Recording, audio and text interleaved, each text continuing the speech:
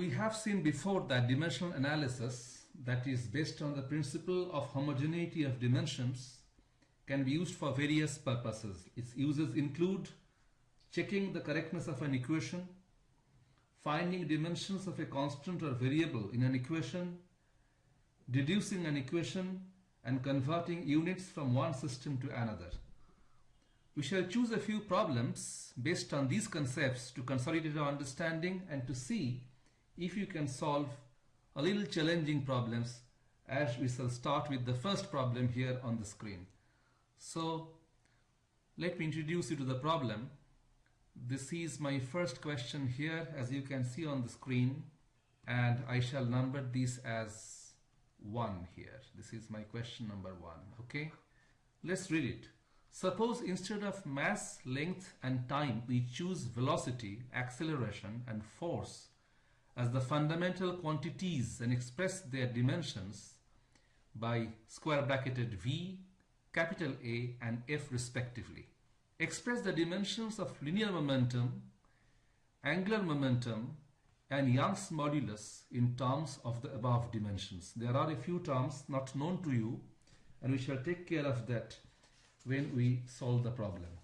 First of all, let us write down the dimensional formula velocity, acceleration and force in terms of the dimensions of m, l and t, that is mass, length and time, the usual fundamental quantities used in mechanics, right?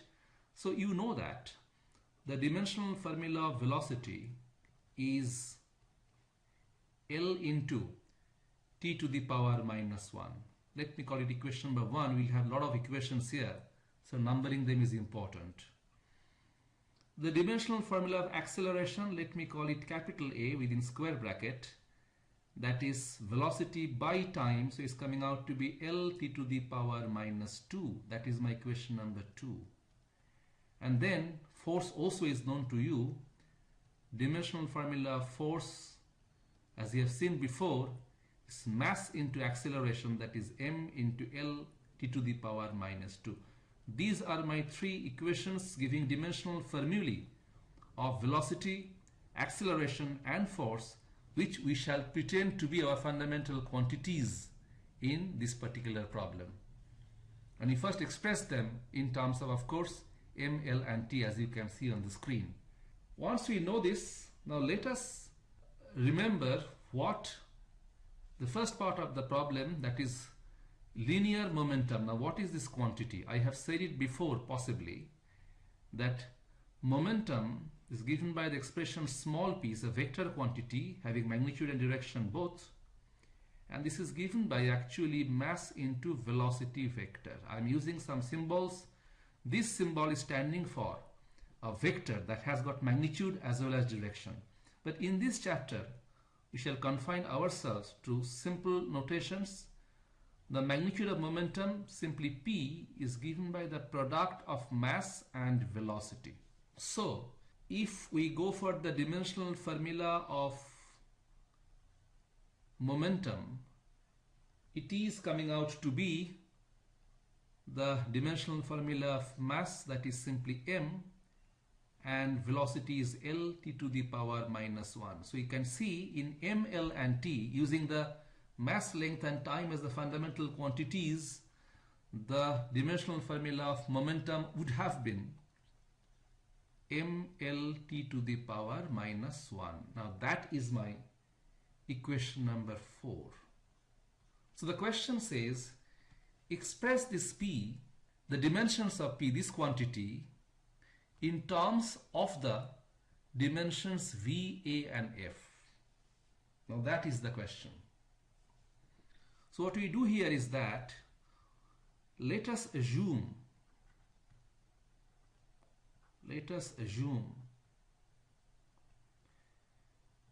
the dimensional formula of momentum that could be written as the dimensional formula of velocity to the power unknown power,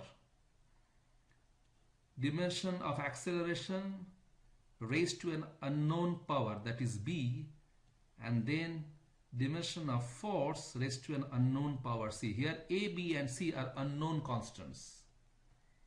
A, B, C. They're assumed constants, but we don't know their values. We assume like this because our work is to express dimension of momentum in terms of dimensions of v, a and f, that is velocity, acceleration and force, and not in terms of m, l and t as usually being done. So what we do here is that we have already found earlier that equation number 1 to 4 comes handy here. The dimension of p in terms of m, l and t in this, so let me write this one, left hand side, m, l, t to the power minus 1, and this must be equal to, we are using the dimensions of v, a and f in terms of m, l and t as equation number 1 to 3 give us. So just put the values carefully. L, t to the power minus 1, whole thing to the power a, capital A for acceleration, dimension Lt to the power minus 2 raised to the power b, and finally force is ml t to the power minus 2, this thing raised to the power c. So I've just come to the conclusion that if momentum could be this and v, a and f could be this, if raised to a power of a, b and c, you could just dimensionally could write down that just this must be equal to this thing. So we just break the brackets, and as we done before, we just collect the powers of m, l and t for comparison. Left hand side, of course, it stands out as it is m, l, t to the power minus 1. As I said before, that momentum is the product of mass and velocity. Its unit, its dimension, of course, is this, and unit is kg meter per second. So back here, we just want to collect the powers of m, l and t together, and let's be very careful about this. Look for m, is m only in the last term, force, and a power of c there only. We can see a power of c if you open the bracket. So we write it here, m to the power c. Then go for l. Here we have got a power of a coming for l, so a is there, a b coming, and here a c coming. So I get a plus b plus c, because we are doing product, and you go for a product, the powers get simply added. So here the power of l is coming out to be a plus b plus c. Finally, time t, capital T, here we have got minus a, here I've got minus 2b, and here I've got minus 2c. So once again we add them and write down, this is coming out to be minus a, minus 2b, minus 2c. See, we have got an equation now where we can just compare the corresponding powers of m, l and t. On left hand side, the power of m was 1. If nothing is there, it's 1. L to the power 1, t to the power minus 1. You compare them, 3 equations come out readily. What are those equations? The equations are, it's coming from here by comparison. Let me close this bracket, and you see by comparison, the first comparing the powers of m, I see that c is coming out to be 1. Straightforward answer coming out. Then comparing the powers of l, a plus b plus c, and that must also be 1. And finally comparing the powers of t, that gives me here, this is the power of t, and here the power of is minus 1. So you could write down, this is coming out to be minus a, minus 2b, minus 2c, and that is coming out to be minus 1. 3 equations. Once again, we have got it from here. Just confirm yourself, do it yourself, proceed with me and see your results are tallying with mine or not. Don't see it passively, you just take part in a very active way, okay? C is equal to 1, a plus b plus c is equal to 1, minus a minus 2b minus 2c is equal to minus 1. Solve the 3 equations, the 3 unknowns a, b, c, and there are 3 equations, no difficulty for you, and you can show easily that, confirm these results. A is coming out to be 1, B is coming out to be minus 1, already C was obtained to be 1. So let me highlight them briefly. we are getting the value of A is 1. That was the power of dimension of V in the first expression here. The value of B is minus 1, that is the power you can see of acceleration dimensional formula, and the value of C is 1, that's once again you can see the power of the dimensions of F.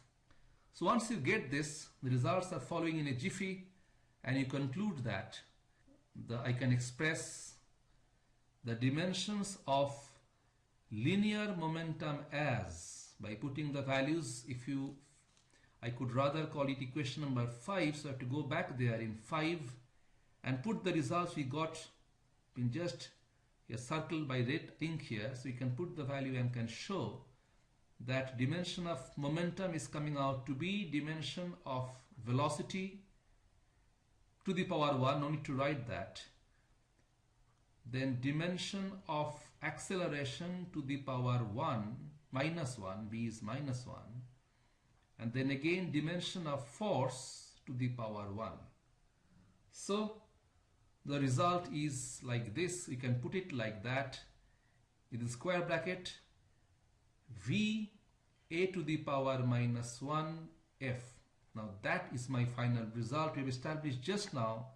If I could choose the dimensions of velocity, acceleration and force to be the fundamental quantities, in that case momentum's dimension would have been bracketed V a to the power minus 1 F, and that is the answer of the first part of the question.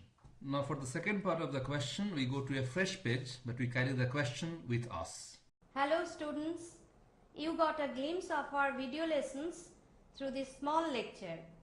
We have hundreds of lectures like this one covering various topics of advanced school level and intermediate physics in our website.